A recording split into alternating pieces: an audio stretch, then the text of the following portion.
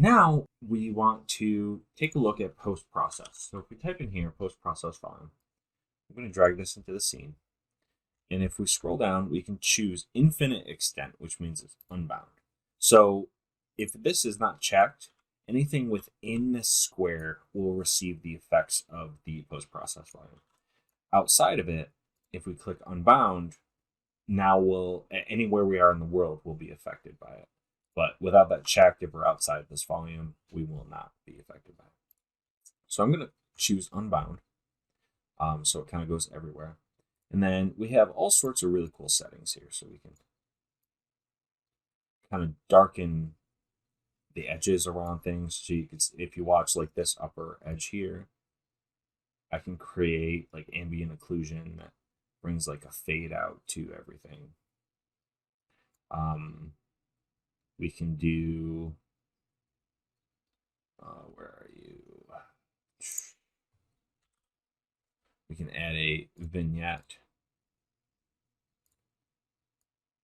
which is just like darkened edges around our environment. We could do a grain. So if we up the grain value, we can tone it down, add a very slight grain to everything. Now if we come in here and press play, everything kind of has a grainy appearance to it.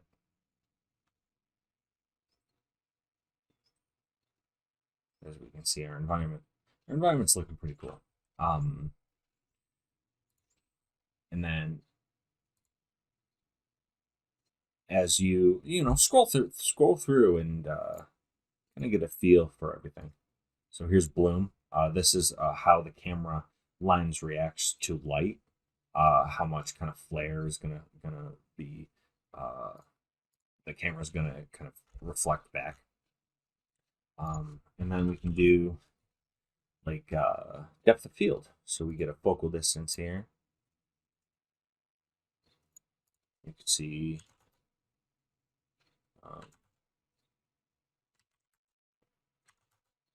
we can adjust this.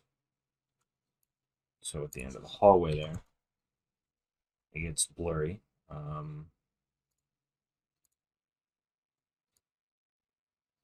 Adjust these values kind of as we see fit.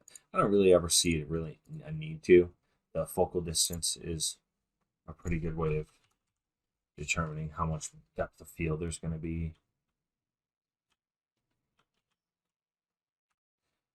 So there's all sorts of really cool techniques you could use in here. So we can see that the screen's really blurry, our character's really blurry, because the focal distance is a little too close for us. Yeah, so you can go through and adjust all that. Let's see, what else do we have? Just the exposure, chromatic aberration for those people that know cameras and things like that.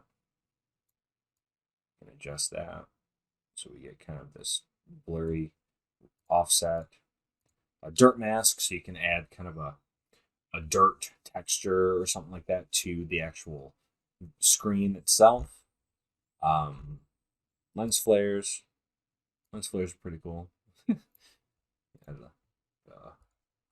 Michael Bay movie effect. So we get a lens flare there. Yeah, so I recommend just diving in here, playing around. You can tint things up, adjust colors so you can give the world, different types of tints, things like that. And you can even create post-process materials to get really unique effects out of it. So, yeah. So I highly recommend you take a look at the exponential height fog and the post-process volume because there's a lot of really cool stuff that you can do. Thanks.